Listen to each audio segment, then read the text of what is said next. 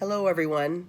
This is my third and final oral presentation for this class. I have learned a lot this semester. I have grown a lot this semester. I've learned from my other classmates and from Dr. Guansan especially.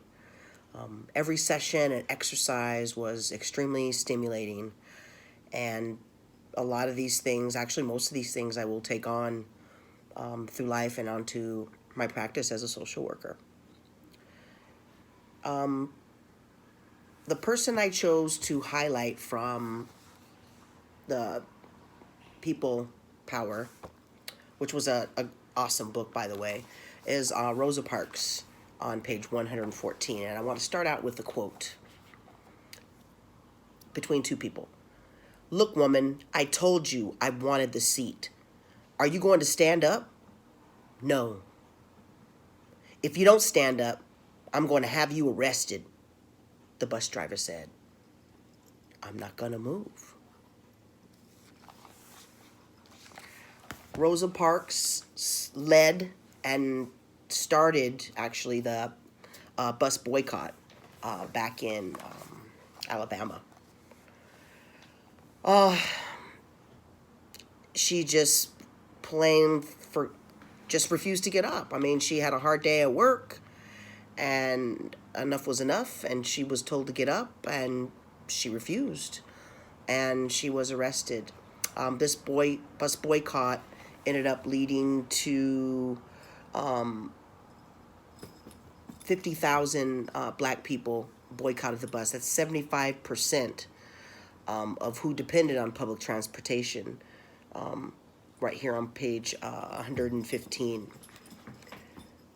Alabama didn't know what to do. When all those black people refused to ride the buses, the bus system went upside down. They lost a lot of money, and they realized that, oh my gosh, there are a lot of black folks that it catches the bus, and this is wrong. And also, we're missing out on a lot of money. Jim Crow laws were horrible. It was legalized. Discrimination. Rosa Parks eventually ended up joining the NAACP and spearheaded a lot of initiatives, not only for black people, but also for women as a whole.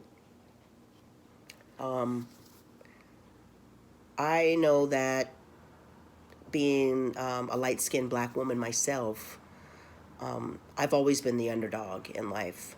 I've always been picked on and mistreated by either one side or the other. And when I say sides, I'm meaning black or white.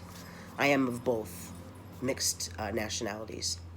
So sometimes in my life, I wasn't accepted by whites, and sometimes in my life, more than not, I was not accepted by blacks.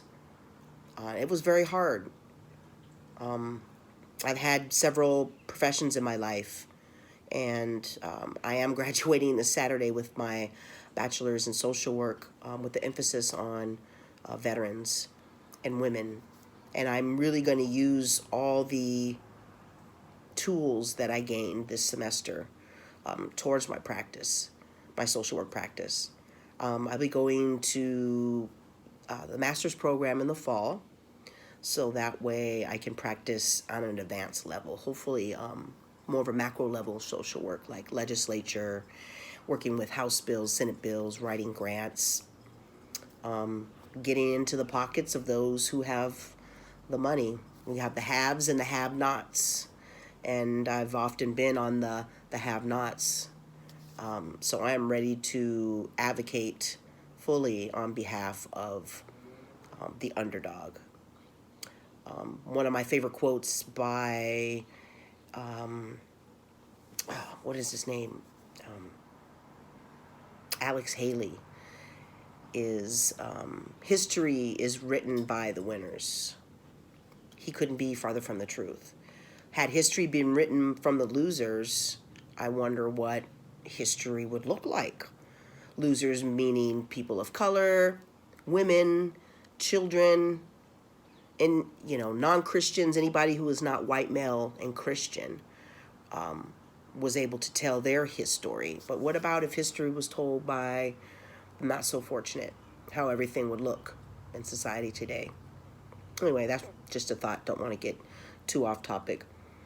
For my final essay, I interviewed a kupuna, someone who's really close to me, and I will display that in my video book as well. I can't think of anything much more to say about hope, stories of hopes and inspirations.